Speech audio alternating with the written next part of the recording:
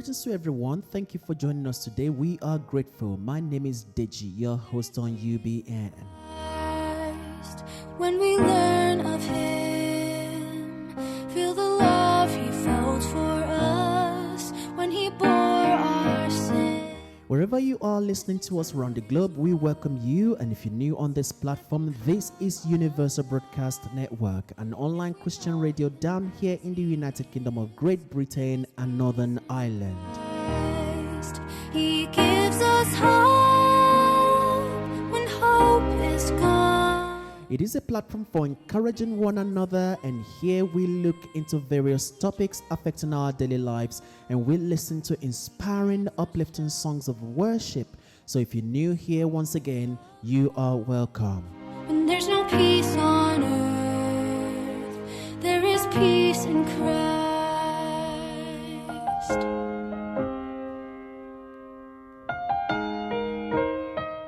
This is a condensed version of the live episode we do every Sunday from 5 p.m. to 6 p.m. UK time. And because we recognize that it can be a bit challenging for our friends and loved ones, our listeners, to be around their browsers for about 1 hour long, so we decided that we're going to put this together for about 10 to 11 minutes long, so it's easily accessible anytime you want, and you can just listen over and over again via our YouTube link. God bless you. There is peace in Christ. He gives us hope when hope is gone. He gives us strength when we can't go on. He gives us shelter in the storms of life. When there's no peace on earth, there is peace in Christ. The topic we're looking at today is what we called vision. Vision. Do you have a vision?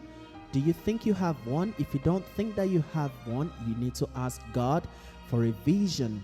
And the kind of vision that we're talking about is not just saying, by our physical sight, but it's a vision, something that is gonna do you good in a long time for the kingdom of God and for your life. God bless you. Gives us hope when hope is gone.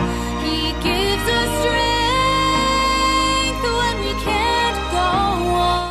Our text today is found in the book of Psalm, chapter 89, verse 19.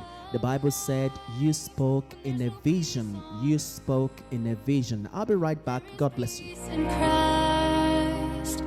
When there's no peace on earth, there is peace in Christ.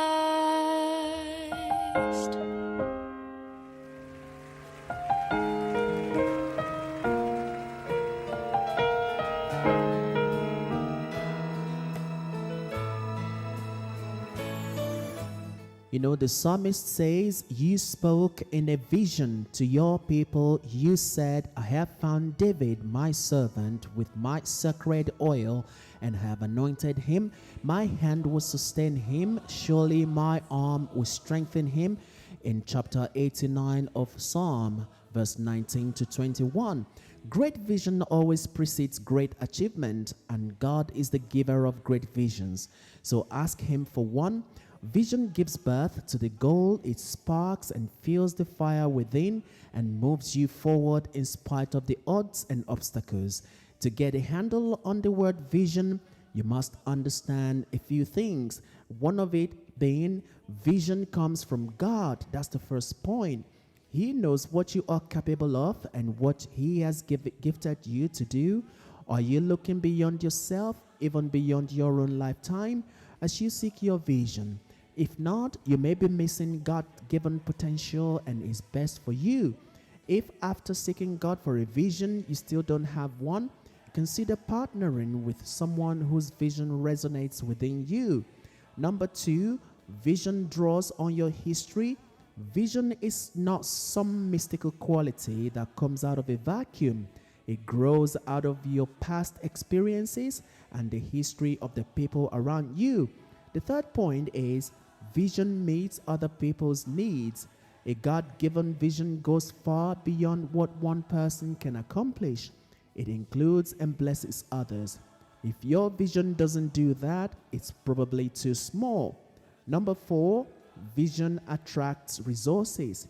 Like a magnet, it draws, it challenges, and unites people. It also rallies finances and other resources. The greater your vision, the more faith-filled people it will attract. And the more challenging the vision, the harder the participants will fight to achieve it. Keep listening. God bless you. Thank you for the cross, Jesus. Thank you for the price you paid, bearing all my sin and shame. In love you gave, and gave amazing grace. Thank you for this love. So what is your vision? What is your vision? When God calls you, it gives you a vision. When God gives you a vision, it will change your life. John Scully, a former president of PepsiCo and Apple Computers, said, "The future belongs to those who see the possibilities before they become obvious." The Bible tells us God calls those things which do not exist as though they did in Romans chapter 4 verse 17. You know, vision paints the target, lights a fire within you, and draws you forward. If what you're pursuing in life doesn't come from a burning desire within you, from the very depths of who you are and what you believe, you will not be able to accomplish it. What is that and why is that? Because along the way, you will have to overcome obstacles, opposition, roadblocks, and resistance. Esther's vision meant putting her life on the line to save the Jewish people from annihilation. She said, "If I perish, I perish," in Esther chapter 4 verse 16. But did she perish? No, she did not. She had to be willing to, though. Are you? To fulfill your vision, you must do 2 things. The first thing is you must measure yourself. Measure yourself. If you've previously thought about your life's vision and articulated it clearly, measure how well you are carrying it out. Talk to those you trust and ask them to tell you what they think your vision is.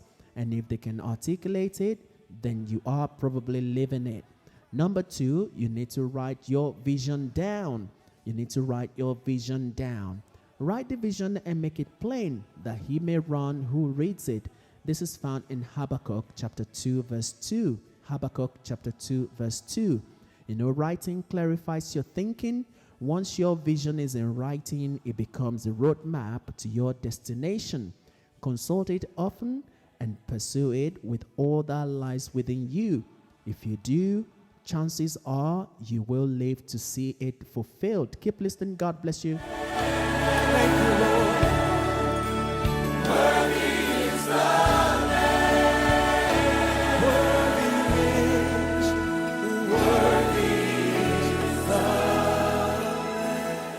You know, the other thing is, with vision, you have to be creative. You need to be creative.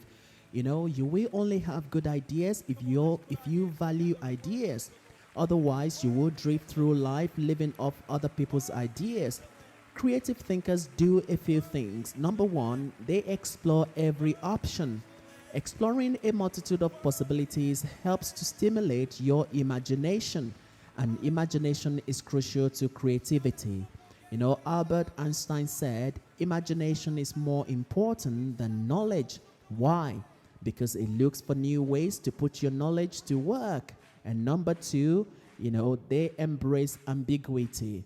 Creative thinkers, they embrace ambiguity. And creative people don't feel the need to stamp out uncertainty. They see all kinds of inconsistencies and gaps in life, and they take delight in exploring those gaps or using their imagination to fill them in. When you find an unmet need, you can either conclude that nothing can be done about it, or pray and look for a way to meet that need. See Philippians chapter 4 verse 19. You know, the third point about creative people, they celebrate the offbeat. Creativity explores off the beaten path. You know, Kingman Brewster, former president of Yale University, said, There is a correlation between the creative and the screwball. So we must suffer the screwball gladly. To foster creativity, you must be willing to tolerate originality and oddness. And number 4, they are not afraid of failure. Creative people are not afraid of failure. Sometimes we think that failure is a problem. American philosopher Charles Franco said, anxiety is the essential condition of intellectual and artistic creation. Creativity requires a willingness to look stupid at times. It means going out on a limb, knowing that limbs often break. Creative people know these things and still keep searching for new ideas. They refuse to let the ideas that don't work prevent them from coming up with ones that do. This is all I have for you today, and I believe that you've been blessed. If you haven't got a vision for yourself, for your family, for your children, for your loved ones, even in the ministry, it's time to ask God for a vision, and God is always faithful. He will give you a vision. Till I come your way next week, my name is Deji, your host on UBN. Please do not forget to press the subscribe button on our channel, on our YouTube channel, so that you can receive more updates. God bless you. Till I see you next time. Bye, bye, bye, bye. Up from the